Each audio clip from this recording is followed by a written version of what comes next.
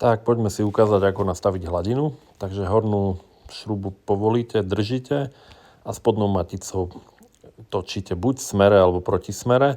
V smere znižujete hladinu, proti smere zvyšujete hladinu. Je lepšie vám to robiť s vypnutým motorom, lebo nie je tam tlak paliva a nebude benzín striekať. Ja to teraz mám naštartované, ale len preto, aby som vám ukázal, že to skutočne funguje. To znamená, teraz hladinu znižujem, áno, utrieť benzín a musíme samozrejme palivo spotrebovať. Neuvidíte to hneď, motor musí palivo spotrebovať, takže vidíte tam proste drobnú zmenu, ako to kleslo.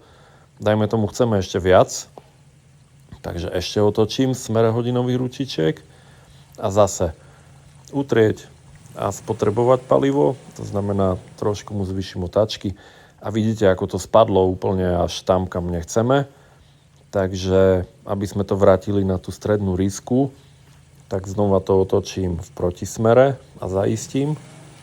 Tak, teraz už nemusíme pridávať, malo by to naraz samé.